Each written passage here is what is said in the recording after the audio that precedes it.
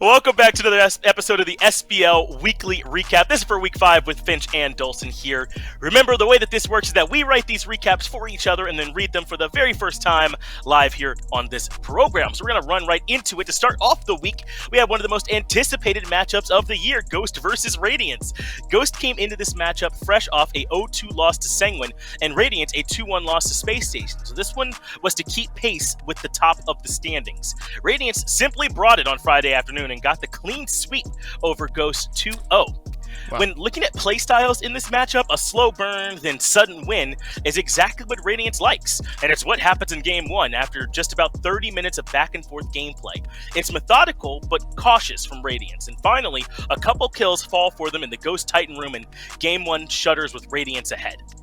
Sam has got to be more frustrated than the dozens of other esports tier salesmen out there as they are embarrassed by Dave as his 5-2-1 scoreline is faced with defeat thanks to adapting and co. Unfortunately for Ghost, Game 1 was as close as this one would be. A roaring performance from big man teams and adapting in Game 2 widened the gap after some good early skirmishing, and the Ghost woes continue with another 0-2 loss. The last set on Friday saw the LatAm Legends take on the Obey Operators. Sometimes the standings can mislead us, and sets that look one-sided end up competitive. I said sometimes, and this was not one of those times. Sanguine, who seem to have gotten back into a rhythm the last few weeks, played their trademark style against Obey to great success. It's no surprise that the set went Sanguine's way. Panatom got Nemesis in both games, seems to be good. Shinto got Merlin in both games, hey, also seems to be good there. And Netroid got Freya or Jingwei, my god, I can't believe that in all games. And I'm just saying, if we're giving people whatever they want, then someone find a way to get me in touch with Zazzy Beats. Wait, I'm writing this for Dave. Get Finch in touch with Miss Beats, then. Yes! Yeah, somebody hit it up, please. Either way, Sanguine played around Shinto in both games and jumped out to leads slightly earlier than normal. Obey had some good responses, but couldn't keep up with Sanguine's mid 3v3 of Shinto, Rongyu, and Panatom. Obey have been looking better lately, but we didn't get to see it Friday, as Sanguine win the set 2-0. Alright, since I have to give it back to Finch, I unfortunately have to. Finch, tell me about Saturday.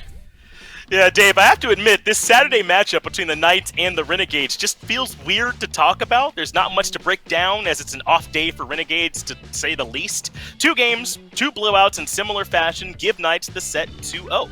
QO was about the extent of what we need to discuss for Game 1. The man puts in a massive 11-0-6 KDA on Robin, and literally every role on the map is put ahead by the Knights jungler. The Renegades never had an answer for Fred's early pressure, and the snowball was swift and weighty. Now, in Game 2, Cubo can kick his feet up, hopefully with socks on, because that walk-in was sure something. Yeah, it was weird. Anyway, Scary D, whatever the D stands for, I mean, Myth would say diff, just bullies SOT consistently and will get the map pressure rolling from solo. He even gets the ball rolling with the first quad kill of the weekend. Important shout-out to Paul's 8-0-7 set mid, and less important shout-out to Paul's Robin support in Game 2 as well, or maybe Neil. Ultimately, this one just feels bad for the Renegades, definitely not up to par for the squad.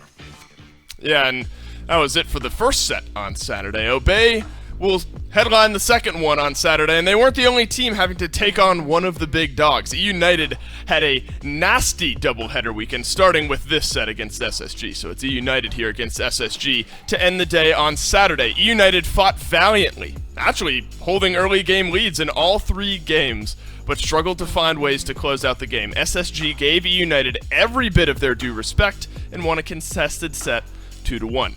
Game 1 was close, and I mean close. This one came down to a late-game fire giant. SSG take a fight, force all of EUnited's ults, and then burn down the FG before EUnited can respond. That slight edge was enough for SSG to push down and end the game cleanly. Game 2, on the other hand, wasn't clean, but it sure was fun to watch. 47 minutes of back-and-forth action where SSG were pushing, and then EUnited break open the base, then SSG siege, only to have the minions take SSG's Titan. We were all gassed for an exciting Game 3, but right around the 20-minute mark, SSG started running away with it. Shout out to votes 1107 ROM. Pretty good there on that KDA, and we're on to Sunday.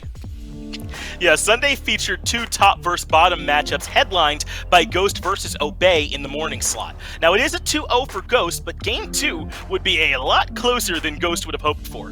If it feels like I'm brushing over Game 1, it's because that's almost the humane thing to do. 28-5 in kills for Ghost, and Sam has 13 of them on Nemesis. But none of this is surprising with the criminal draft that Ghost got away with. Persephone, Nemesis, and Freya top 3? Sure. King Arthur and Horus to follow? Yeah, I'll take that as well. The only thing better than this Ghost draft is Dolson's use of eye meme on Twitter. Keep it up, Dave. You've been killing it with those. Top Game tier. 2. Yeah, it's top tier. Game 2 brought with it some good changes for Obey.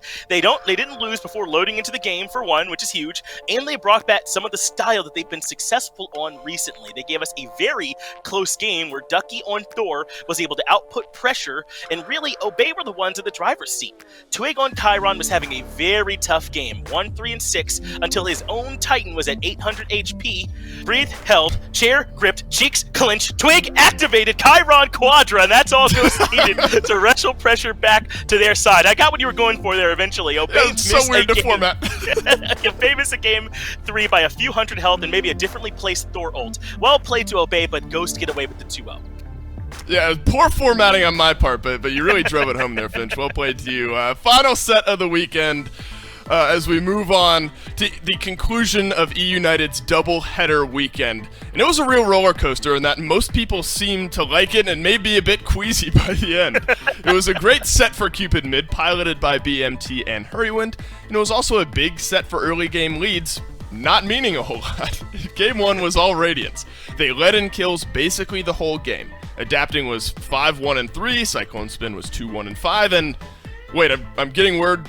Hurrywind does not care about any of that. Yeah, I can confirm Hurrywind does not care, and he popped off on Cupid in Game 1, basically dragging EUnited to a surprising comeback win.